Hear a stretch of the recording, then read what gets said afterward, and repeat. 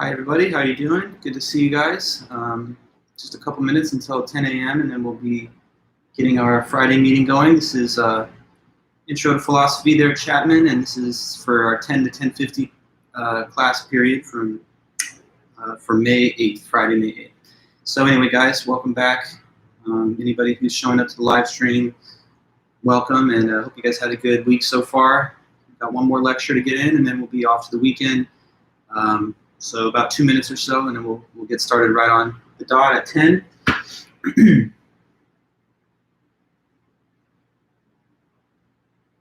Good morning, Andy. Good to see you there.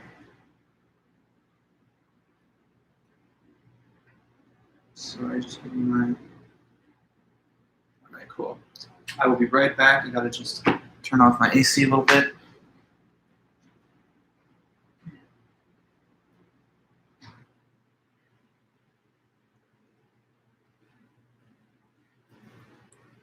All right.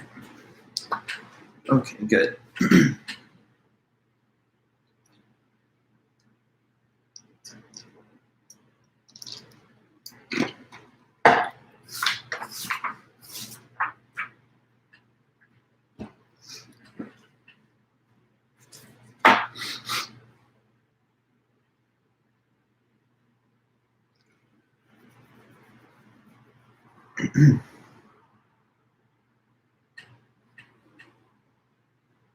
Kitty? She's wandering around over there somewhere anyway.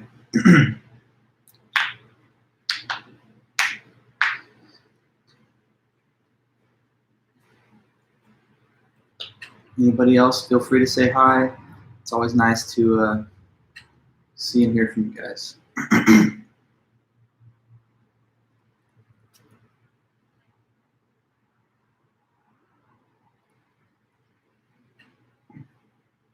Hi, Jessica and William. Good to see you guys too. Hopefully you're having a good week and a good start to your day. Cool. All right, well, we're pretty much there at the class time of 10 a.m., so I'm going to just get us going. Welcome back, everyone. Thanks again for your attendance and for sticking with it all semester. You know, we're getting close to the end, obviously, but I really appreciate you guys' persistence and consistency over, you know, a difficult and disruptive term, obviously. But anyways, welcome back, and we have a little bit more material to cover. So what's happening in the next few meetings? We're down to the last topic of our semester, which is life and the value of human life and what makes a life go well. Hey, Kaylee. And essentially, we have just 2 more lecture periods, today and on Monday. And then after that, the 2 class periods next week, Wednesday, Friday, those are just devoted to the review of the study guide. Also, no one should forget that the second essay's due Monday. Had some chance to get working on it, but in any case, it's due Monday. And so we're just down to that and the final exam. So what today's lesson is all about is another author's presentation of what would make a human life go as well as possible. We finished with Plato's account of that last time.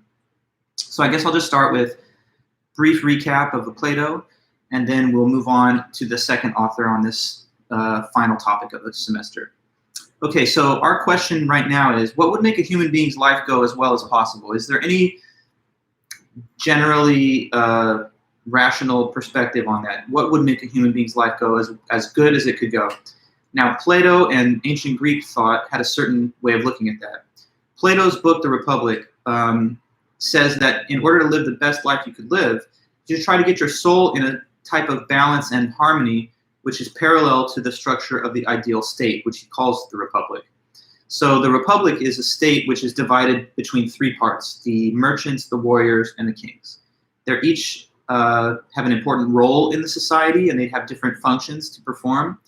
But those are the 3. So first of all, the merchants are those that produce goods and services, which are then traded in the market for some profit. And their task and their role is to provide for security and defense. So they're not out there making goods and services which they sell or trade, but their contribution to society is that they defend it. So that's like the military or the police. And then the third group are the kings. Those are the individuals who are basically the political leadership of the Republic.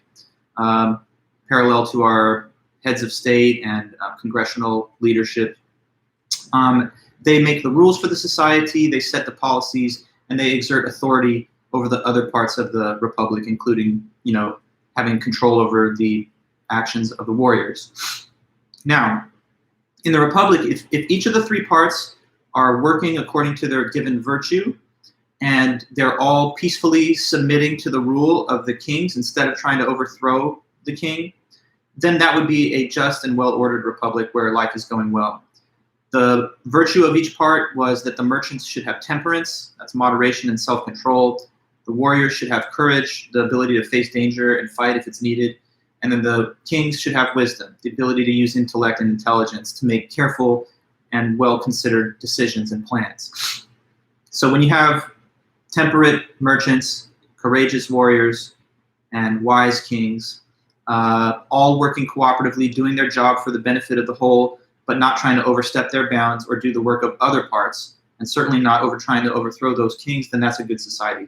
Now, the individual soul, according to Plato, is similar to that because it's got three parts too, and they're parallel to the three parts of the republic. So the soul has got the appetitive, the spirited, and the rational part. The appetitive part is comparable to the merchants because that's the part of you that has desires and appetites, and it should have temperance. The spirited part of you is parallel to the warriors because that's the part that's very passionate and prideful and that would be willing to fight or to compete, and it should have courage. And then the rational part of you is like the king. It should be running the whole show, making the decisions, leading, and doing so with wisdom.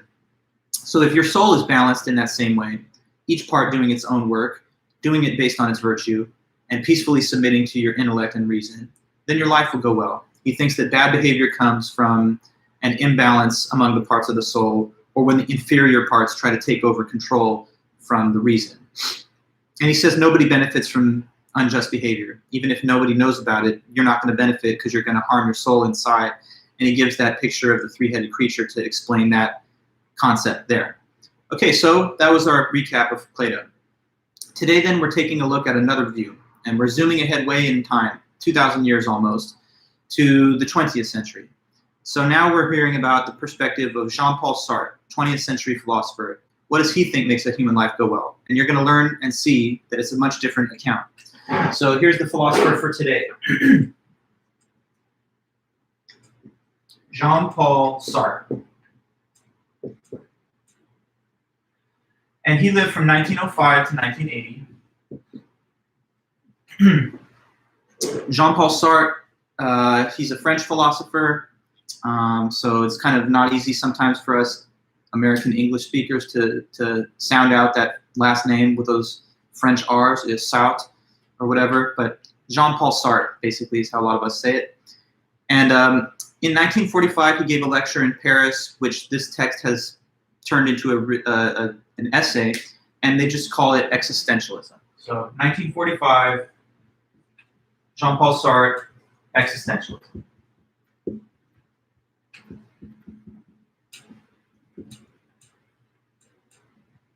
Okay, so Sartre is well known in philosophy and in the academy as a primary figure behind this school of thought, which is called existentialism. He's mostly known as like perhaps the main guy, if not one of the big founding fathers of the whole school of thinking. So we need to kind of comprehend existentialist thought because it does give a perspective on what makes a human life go as well as it could go. Now, existentialism as a just topic is something that's very detailed and nuanced. It's possible for a person to, but I'm going to try and give you the basics and the most key features, like a little crash course on existentialism today.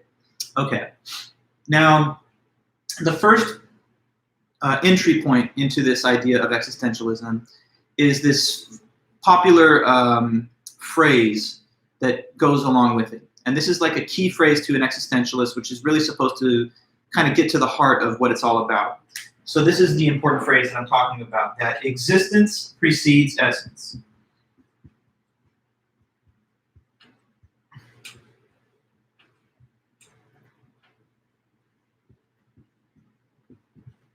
Okay, so that is like the motto, the slogan, the credo of existentialism. Existence precedes essence. That's what they believe. What they reject is the opposite.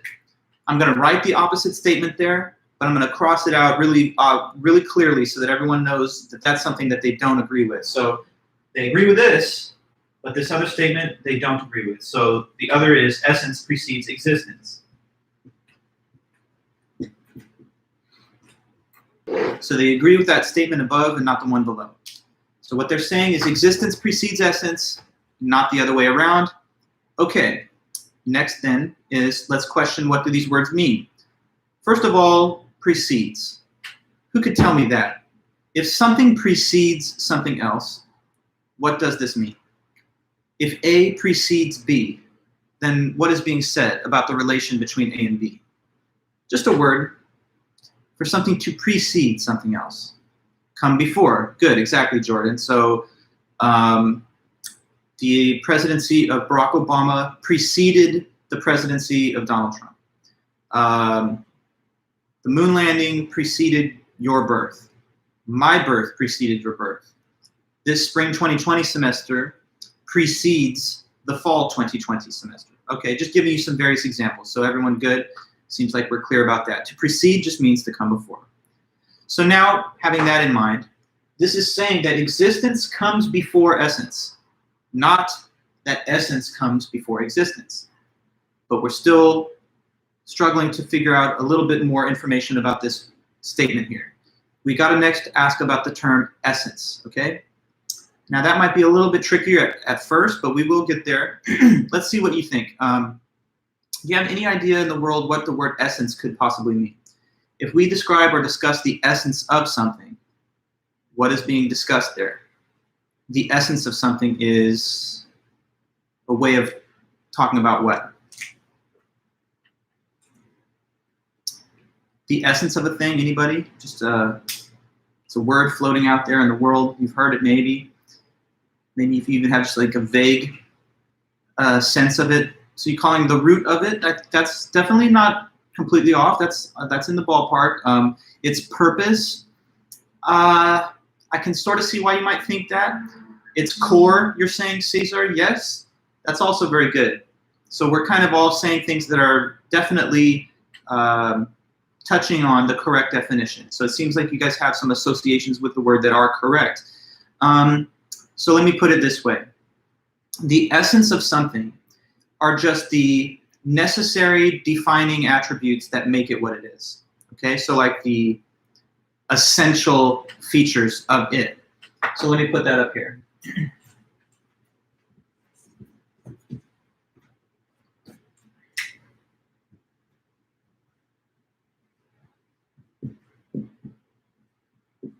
The necessary defining traits or attributes, I should say, of something.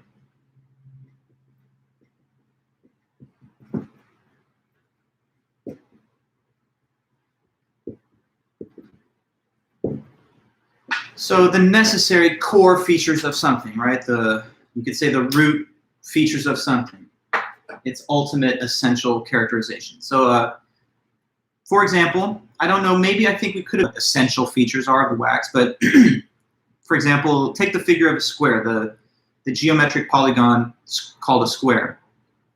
Can you tell me what the essence of the square is? Like, what are the essential defining attributes that a square must have in order to even be a square? The essence of the square is actually something that we can precisely define or state. So just hit me with that. 4 sides, okay?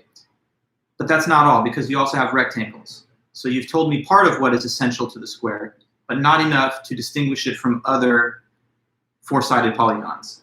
So 4 sides of equal length, that's a little closer, Jessica, yes, but you also have these like rhombus shapes, which could have equal length sides, but it's not a square. And so William, now you gave me the last point, that there are 4 right angles interior to the square. So the interior angles are each 90-degree right angles. There's 3 things that are essential to squares: having 4 sides, having equal length sides, and having the internal angles each be right angles, 90 degrees. When that is stated, we're talking about the essence of the square. Every square, whether it's a little square, a big square, red square, blue square, or anything else, has to have those essential features because those are defining attributes of squares. Okay? Now, the interesting thing to talk about with regard to essence in the existentialist philosophy is not just discussing the essence of abstract objects like numbers or geometric figures. That is kind of interesting itself, but even deeper and more fascinating than that is to question or consider the essence of a person like me or you. According to existentialism, we human beings also have essences, but the essence that you or I have is not like talking about the essence of the square. It would instead involve a description of what the necessary defining attributes of you are, the kind of things that you would report if a person who didn't know you wanted to get to know you and basically get a sense of who you fundamentally are. So in describing your essence, you would tell a person the kind of attributes about you that make you the unique individual that you are, and that give a sense of your identity. So what do you think would be certain things that could be mentioned in trying to provide a detailed account of your essence to a person? Like, whether it's you or anybody, what are certain things that one might mention to disclose their essence or to define what their essence is to people? What kind of things about us or about an individual would be mentioned then? Let's say, to talk about your essence or my essence, you'd have to mention such things as what?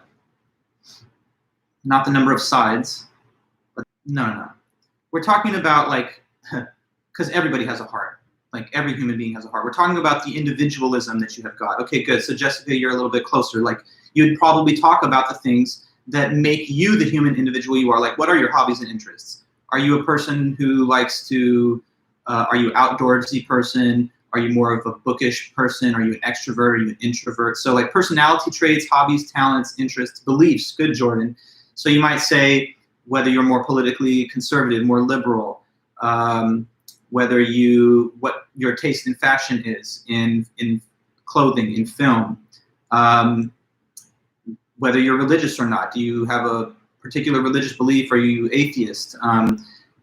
Formative life experiences? Maybe. I don't know. Because it depends on the way that you responded to the experience itself. So that'll be something that we'll have to talk about in a moment. Because the things that constitute your essence in existentialist thought are things chosen by you, not things that just happen to you. So yeah, like beliefs, values, hobbies, interests, etc., etc. So like, we have to sometimes, or we do sometimes try to explain what we're all about to people. If you've ever had to like fill out a little bio for like a social media account where you want people that don't already know you to know some basic facts about you, you put that in the little description, like photographer, student, big time lover of outdoor fishing, like random stuff about one individual are the kind of unique things that you want people to know about you so they get a sense of you, the person. You don't just say person with a heart, that's not at all revealing. That doesn't give any sense of the one individual. Okay, so an essence is the set of deeply identifying characteristics of a person that provide a sense of their character, personality, and individualism. Now, what this says, now that we've broken down these two words, we can very clearly understand it now. It says that existence precedes essence, so meaning that existence comes first and essence comes later. So, in other words, when you're born in this world, when you're starting out on day one, you're like a blank slate. A baby born today doesn't have any essence. When that baby is there in the nursery, just born, you can't say of this baby, oh look, he's a conservative, or he's a liberal, or wait, look at him, he's a Christian. No, wait, he's an atheist. There's no fact about that on day one because the essence isn't there yet. There's just a newborn baby with no essential personality, characteristics, beliefs, choices, etc. But that essence will come to exist later. By the time of your guys' age, you have your essence pretty much in shape, even though you can change it later too. So where do you think it comes from then, according to existentialism? if it's not there at the beginning and it only appears later in time, what do you think is the thing that shapes and creates that essence? If it's not there in the beginning, which they say it isn't, then where will it come from? Where will it come from since it wasn't there at the start? What creates it, you think? Or what do you think the philosopher will say? What creates the essence? What created your essence? Because it wasn't there immediately. So what did cause it? Okay, Jordan, so you're saying experiences. Well, sort of, but maybe I have to clarify a little bit. See, to this question, whenever I ask it at this point in the lecture, what creates the essence? It's not there at the beginning. That's definitely the usual answer that I get. Something like, well, my circumstances, like the experiences that I went through, they shaped me into this person that I am. But in fact, the existentialist perspective is a little more close to what William is saying here, that you have created it. It's your own free will and your choices which create the essence. It's not something that's given to you by external forces that are outside of your control. So no, it's not like because my parents raised me a certain way, or because I grew up in this type of social environment, or because I grew up in this type of generation or time period. None of that causes your essence. The only thing that creates your essence is you. So if you're wondering, if you've ever had this question in mind, why am I like this? The existentialist would just say, look in the mirror. So if you're the conservative, the liberal, the Christian, the atheist, the reason that you're any of those different things, whichever one you are, is because you've important to the existentialist philosophy, that you understand that your essence is only because of you yourself, and you have personal and total responsibility for it. Nothing else, no external force or factor is creating that essence. So let me put the idea here, and we'll discuss it more.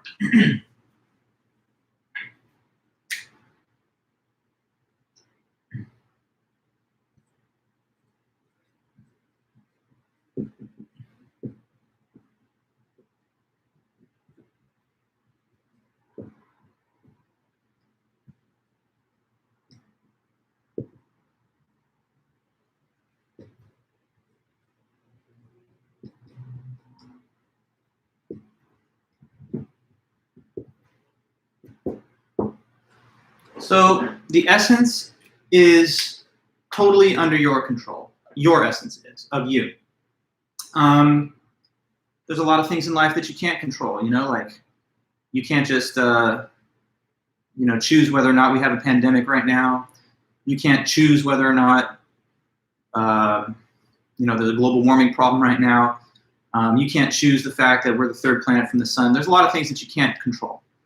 But what you can control, according to existentialism, is at least your own person. You have free will, according to this philosophy, and therefore you definitely exert authority and total control over the creation of the one person that you are. So he says that because of that, because we humans have this free will, which allows us to shape our own individualism in whatever way we would like, that gives us a greater sense of dignity and value compared against any other thing in the universe. We're unique. We're the only things with this kind of free will. Okay, so like take an inanimate object, like a leaf that's just blowing around in the wind, right? That leaf is not thinking like, which direction shall I go? Would I like to blow over here to the left, or maybe shall I go in a more rightward direction? It's just caught up. It's an inanimate object. It has no will of its own, and so it's just caught up in the physical forces of the universe. Whichever direction it goes is totally dictated by the forces of nature, the wind currents, and all that.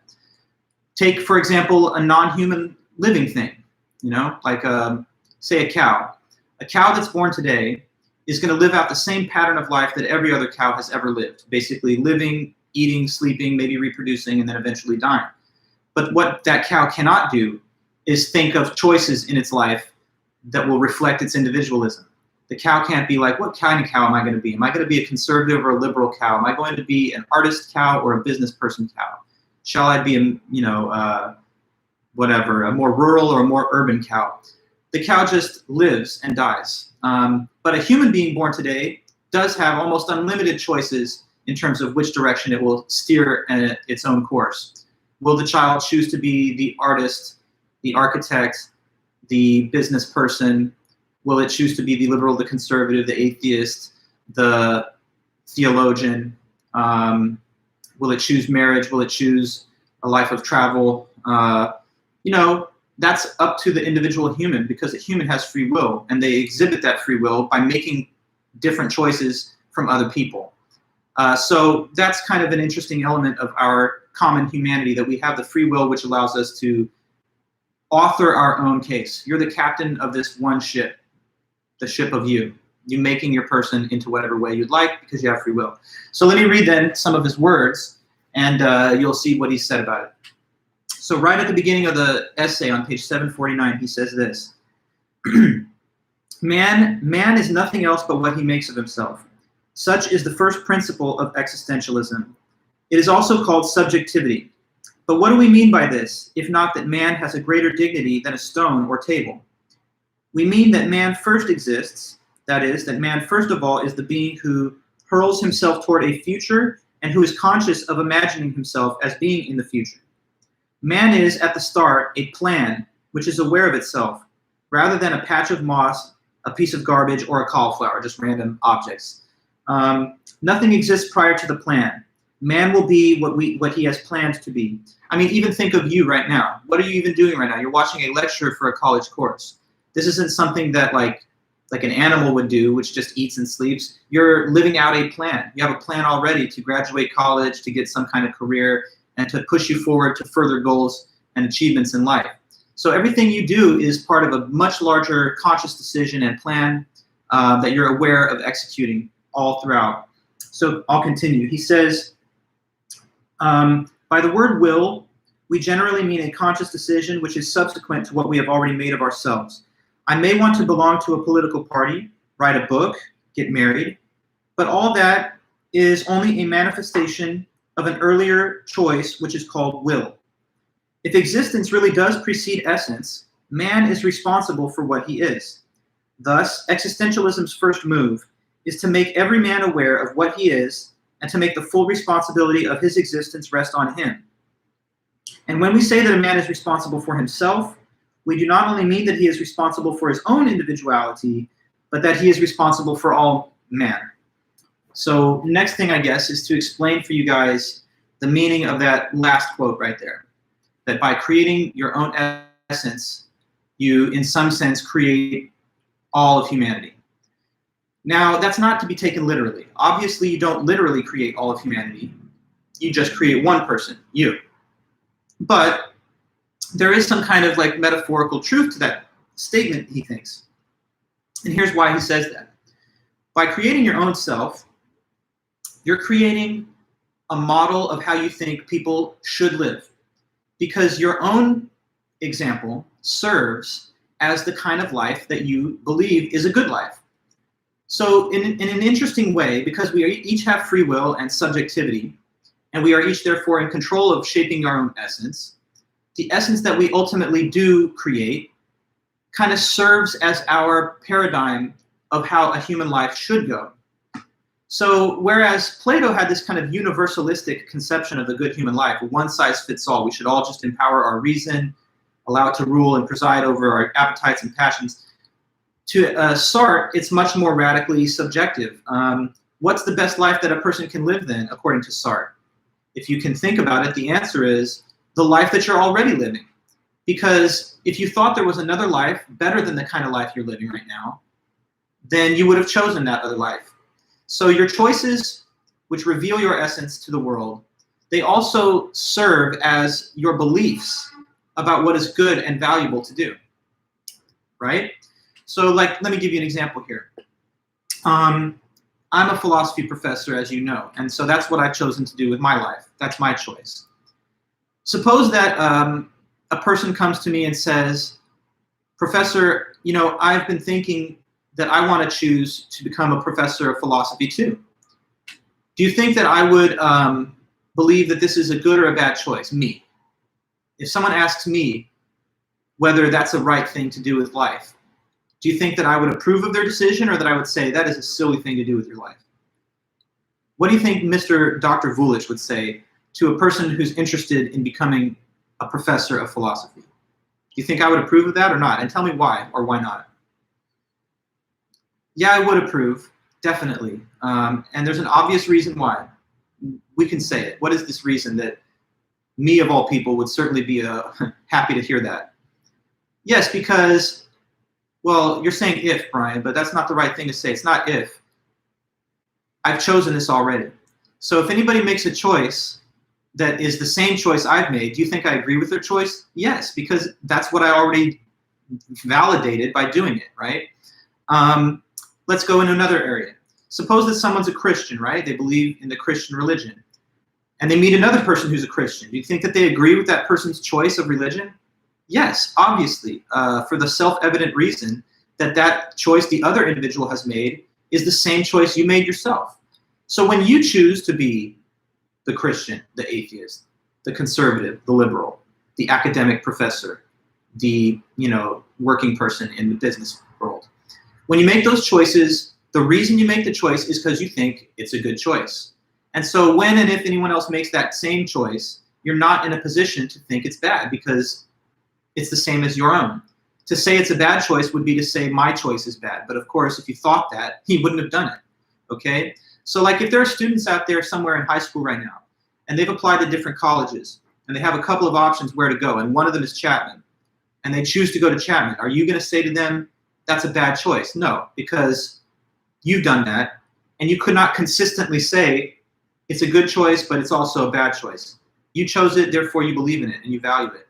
So that's the real meaning of this quote that he gave, which I'm gonna write about here, that when you create yourself, you create all of humanity. Not literally, of course, but what you actually do is you create a viewpoint of what the best life is, the life you're already living. So by making your choices, you also create a model of how you think people should live.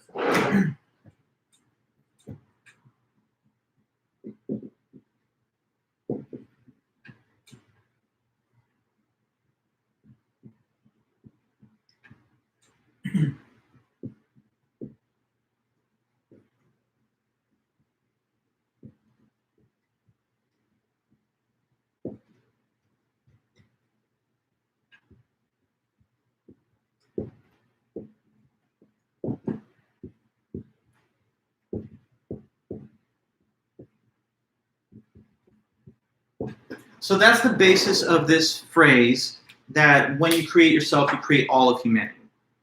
Now I hope that is a little clearer, and I'll read more on him in the book.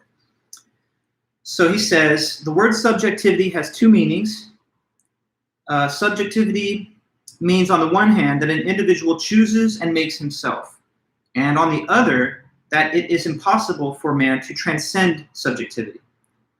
This is the essential meaning of existentialism. When we say that man chooses his own self, we mean that every one of us does likewise, but we also mean by that fact that in making this choice, you choose all man. In fact, in creating the man that we want to be, there is not a single one of our actions which does not at the same time create an image of man as we think he ought to be. To choose to be this or that is to affirm at the same time the value of what we choose, because we can never choose what we see as bad. We always choose what we see as good, and nothing can be good for us without being good for all. So, if existence precedes essence, and if we grant that we exist and fashion our image at one and the same time, the image is valid for everybody and for our whole age. Thus, our responsibility is much greater than we might have supposed, because it involves all mankind.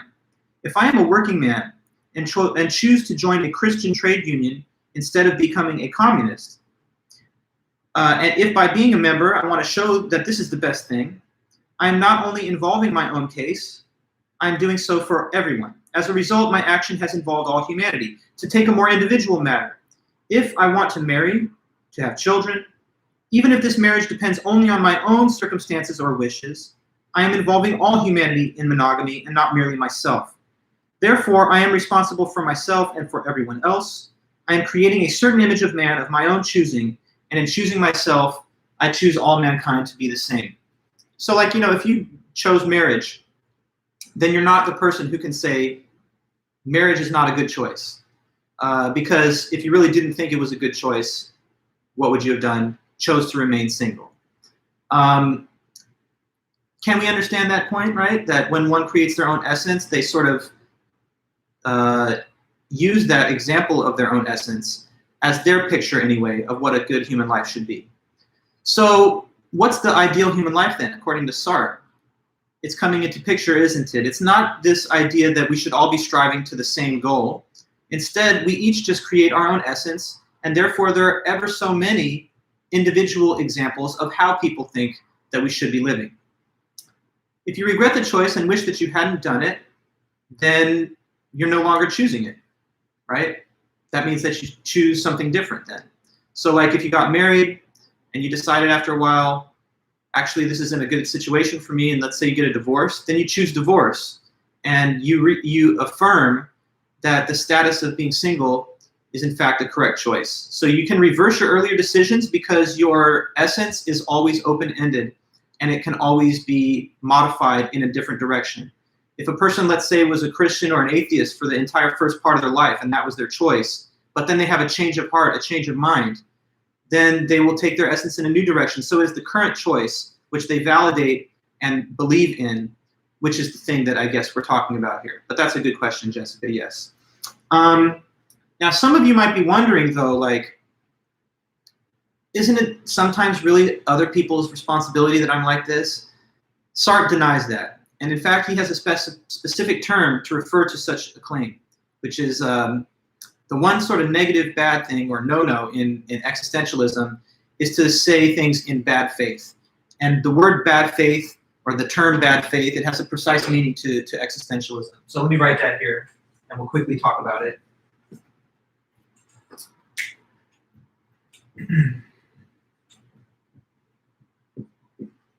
Okay, so what bad faith is simply any situation where you try to place the responsibility for your essence on something else. When you try and place the burden of responsibility for it on an external factor that you did not have control over, that's a statement of bad faith. Okay, so when you try to place responsibility for your essence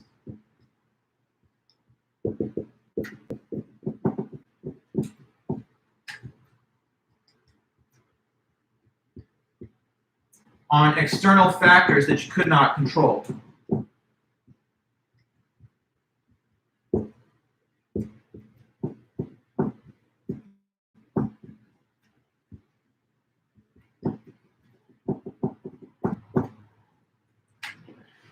That's bad faith. So, for example, suppose that someone is being challenged on an aspect or criticized on an aspect of their character or personality. Somebody says to them, "Why do you get so angry? Like, why are you always so short-tempered? You should be more patient with people and not just snap like that." And the person says, "Yeah, I know. I get angry like that, but it's not really my fault. Talk to my parents. That's the way I was raised. You know, in my household growing up, my dad was always, a little belligerent, and he was aggressive, and he would yell, and I just kind of took that to be normal, and that's how I developed, and so I'm the same way. So it's really my dad's fault." But the existentialist would say, no, that's bad faith. Are there other people who grow up in the same type of household environment who make a different deliberate choice? Like they say, well, I want to rebel against the example of my father. I don't identify with that. So I'm even more introverted than most people because of the way my parents were. Not because of the way my parents were actually, but because I chose to disavow that example. So you have choices to make no matter what circumstances exist outside of you. Some people say, well, I'm very religious and devout because I grew up in a religious household.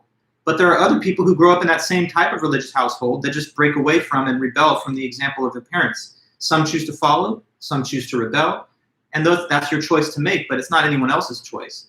Even the choice whether to believe in God or not is a personal choice. No one can choose it for you. I can't go up to a person and be like, "Hey, you believe in God now, you're welcome." Like, that's not possible. The person, no matter what social influences there are, is making a decision as an individual, as an independent person. So we're totally free, and we're alone with our freedom, and there's no other external force or factor that creates that essence aside from you. Some people blame their way they are on their upbringing, on the time that they grew up in, on the community that they grew up in. But to an existentialist, that is all bad faith. bad faith essentially something you're saying, but if you really think about it in your deepest heart of hearts, you know that that's not true. So there's this deal of like take responsibility for your essence. That's really a core feature of existentialism. There's a saying maybe you have heard that says, with great freedom comes great responsibility. And so in existentialism, you have the ultimate freedom. You have this awesome freedom to create your person and shape your essence in whatever way you want. But the other side of that coin is that you also have to own the responsibility for the results. So you can be any kind of person you want, and you have freedom to do that, but you have to live with and own the results and not try and blame others for the way it turns out. So on the one hand, if you like the way that you are, then existentialism says, give yourself a pat on the back because it's totally on you. You get all the credit for that because you're the one who did it. If you don't like certain aspects of your personality or your identity, then the existentialist says, well, you also have to take the responsibility for that. You can't say, look, I'm this way, but it's not really because of me. It's not my fault. It's because of blank, my parents, my genes, my social environment, or the generation I grew up in. Okay, so you're totally free. You create your own essence.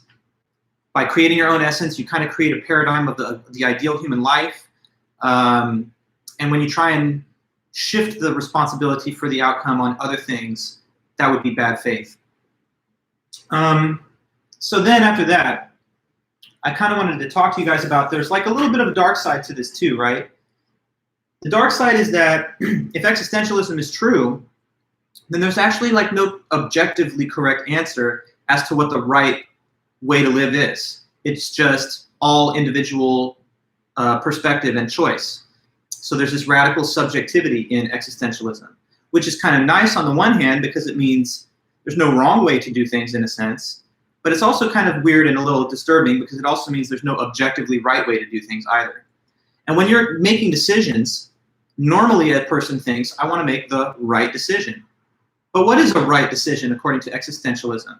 There's no fact about it. It's just whatever you end up choosing reflects the value that you had. So that's kind of a little disorienting, right? Like you want to make the right decision, but what the right decision is not an objective fact, and it just depends on what you end up doing. So it's like the decision itself validates the perspective that it was right. Let me give you an example of that, which is used by Sartre in this essay. So Sartre lived in the entire time period of World War II, and he was a professor in Paris at the time. So he had a student come up to him with a moral dilemma, and they said, Professor, you seem smart, you're teaching philosophy, so I have a question, and maybe you can help give me advice, because I'm having a hard time making up my mind on this. So here's what the student says to Sartre. Okay, well, on the one hand, I feel like, because my mom is getting sick right now, she's getting very old, and she's always been very loving to me, and I love my mom so much. We have a close bond, so I want to stay by her side and provide care for her in these last moments or days, or I don't know if I should say days, but in the last phase of her life. I want to see to her aid as she's convalescing at home. That's what I want to do. But on the other hand, I also kind of want to join the military, the French forces, to do my duty to help provide for the defense against the Nazis that are invading. But the problem is I cannot do both. And I'm therefore torn in two different directions. If I stick with my mom, I'm going to feel good that I did not leave her side and abandon her, but I'll feel guilt that I'm not helping defend my country. If I go and help defend my country, then I'll feel good that I served and did my part, but I would also feel guilt in that case that I didn't stick with my mom and help her. So I can't do both. I see a reason to do either one, and I would just love it if you could help me understand, Professor, what should I do? What's the right choice? Okay, now this is the student who's talking to Sartre, the existentialist, right? So you're Sartre. What are you saying back to the student who asks you that question? What's the right choice, Professor? Okay, now Sartre comes back and he's like, what do you think he would say? It's kind of almost like a trick question I'm asking, but what's the right decision for our student who's torn between these two incompatible alternatives? What's the correct choice? Yes, that's right. It's his own choice. What Sartre has to tell him, and what he did say is, my decision on the matter is not relevant because it's your individualism and decision that validates and affirms the correctness of whatever thing you end up doing. So I cannot decide for you. there's no fact about what the right choice is. It depends on what value you hold to be the more important one. Okay? Now, isn't that a little bit frustrating as the student? You're looking for factual, objective answers as to what's the right choice, but now you're just thrown back on your own free will and decision. There's no fact about it, so the right choice awaits your decision. It'll be called right just because you chose it. Now, the student might also be thinking this thought, well, maybe if I know what kind of person that I am, that can help me make the choice. Because, you know, the loving son type of person would probably stay with the mother. The noble warrior type would probably go and fight. Which kind of person am I? And once again, existentialism says, well, what type of person you are depends on the things that you do. So by choosing one of the two things, you make it real that that's the type of person you are. It's not like a fact that pre-exists the action. So if you do choose to stay at home with the mother, that action manifests and makes real the statement that you're more essentially the loving and doting son. If you choose otherwise to go fight, then it is that action which discloses and makes manifest the essence that you have, that you're more the fighting warrior. So your essence is ever open-ended and indefinite. It's always subject to alteration or modification by future choices that you make. The nice part of that is that you have this total freedom. The little disorienting, weird part of it is that we are deprived of objective facts about what the correct outcomes or choices should be. So we're just told to choose based on individual value and belief, but none of them stands forth as like the right choice in the objective sense. So in the end then, I don't know, let me see if I can read that.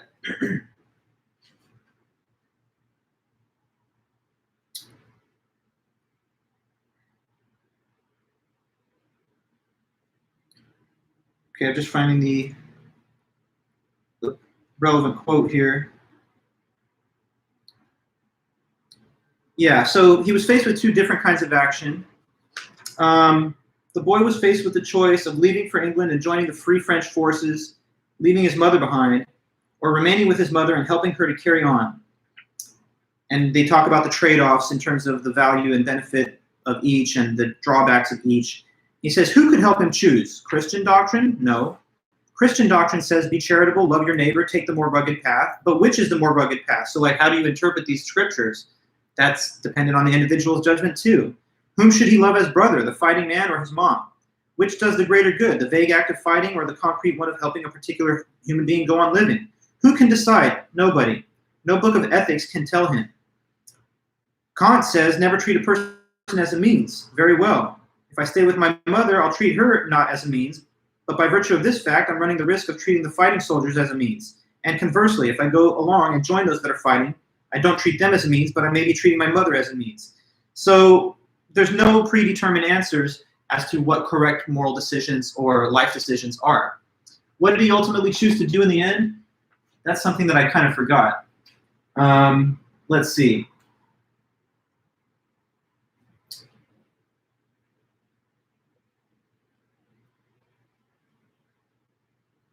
There's like a long discussion of this.